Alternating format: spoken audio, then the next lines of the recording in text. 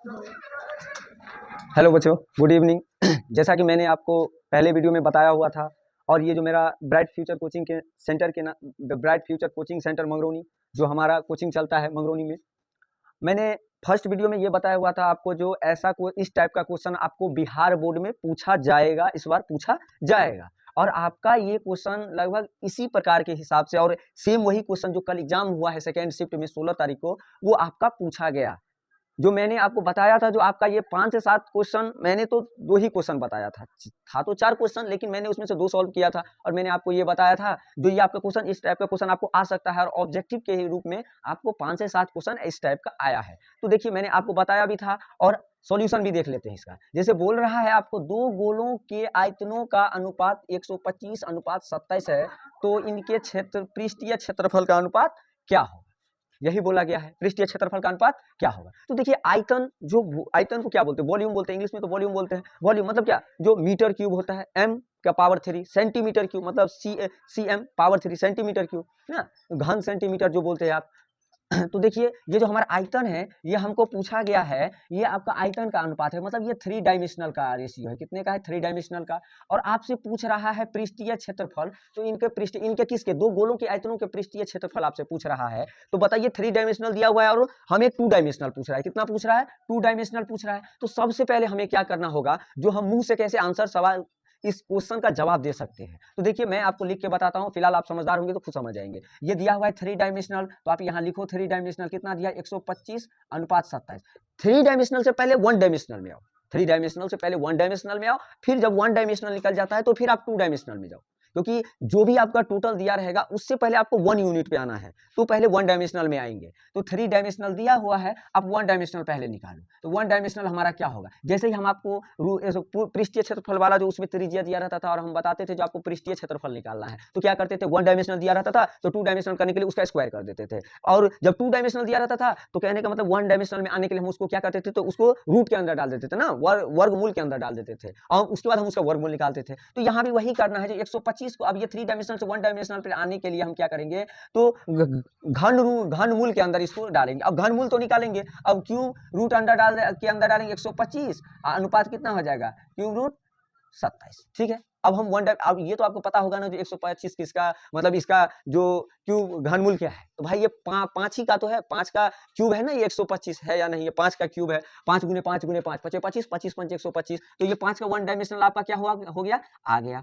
अब ये 27 तो आपको पता होना चाहिए, 3 तिया 9, 9 तिया 27, 3 तिया 9, 9 तिया 27, तो ये आपका कितने का निकल गया, 3 का निकल गया। निकला ना 1 डायमेंशनल, 1 डायमेंशनल तो आपका निकल गया। अब 1 डायमेंशनल मैंने आपको बोला निकालने के लिए, अब हमको निकालना क्या है, 2 डायमेंशनल, तो हम यहाँ देंगे 2 डायमेंशनल। 2 डायमेंशनल पे आने के लिए क्या बोले थे, आप इसका स्क्वायर कीजिए। तो इसका स्क्वायर करना है, तो 5 का स्क्वायर और अनुपात 3 का स्क्वायर, कितना हो जाएगा, 5 का स्क्वायर 25 और 3 का स्क्वायर 9। तो यही हमारा आंसर हो गया, जो आप मुंह से भी तोड़ सकते थे। जो हमारा आयतन का अनुपात दिया हुआ है 125 अनुपात 27, और बोल रहा है आपको इनके पृष्ठीय क्षेत्रफल, तो 3 डायमेंशनल से 1 डायमेंशनल पे पहले आइए। जब आपका 1 डायमेंशनल निकल जाता है, तो आप मुंह से भी निकाल सकते हो, 125 किसका है, तो 5 का भाई है क्यूब, ये घनमूल किसका, 5 का है, ये 27 किसका है, तो 3 का है। जब 1 डायमेंशनल आपका निकल जाता है, तो 2 डायमेंशनल पर आने के लिए पृष्ठीय क्षेत्रफल, तो क्या करेंगे, इसको 5 का स्क्वायर 25, 3 का स्क्वायर 9, तो ये 5 अनुपात 9 हो गया। ठीक है, अब आगे आप क्वेश्चन नंबर जो 33 आपको पूछा गया है, वो देखिए।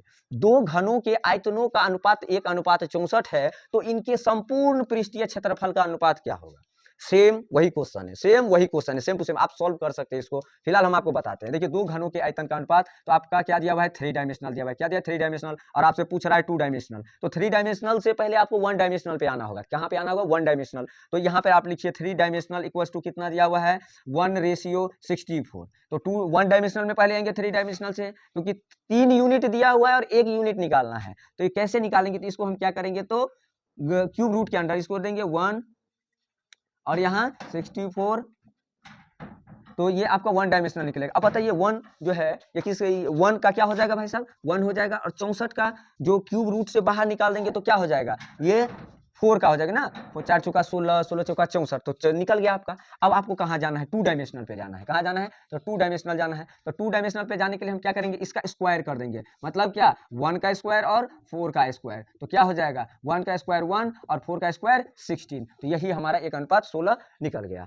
आगे हम ध्यान देंगे, जो ये आपका सेम टॉपिक था, सेम क्वेश्चन था। अब 34 नंबर क्वेश्चन जो आपको पूछा गया था एग्जाम में, वो देखिए, दो वृत्तीय बेलन, और ये सेम टू सेम जो मैंने आपको सेकंड वीडियो में बताया हुआ है, ये बस इसका डिजिट चेंज कर दिया है, अंक चेंज किया हुआ है, लेकिन क्वेश्चन सेम टू सेम है और आपको बिहार बोर्ड में पूछा भी गया है। दो वृत्तीय बेलन जिनका आयतन समान है एवं उनकी ऊंचाइयों का अनुपात 1:2 है, तो इनकी त्रिज्या का अनुपात निकाले।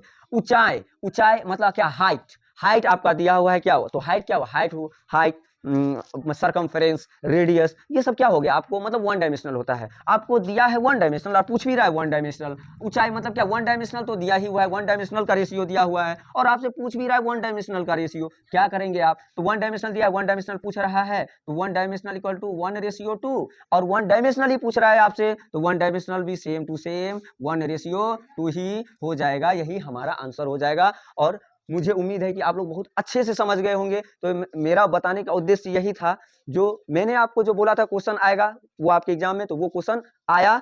और ऐसा ये 3 ही क्वेश्चन नहीं है, ये 5 से 7 क्वेश्चन है या नहीं है, 5 से 7 क्वेश्चन है, तो 5 से 7 क्वेश्चन आपके सामने, मतलब अभी हम बताएंगे। फिलहाल ये 3 क्वेश्चन रहा, आप लोग उतारना चाहे तो उतार सकते हैं।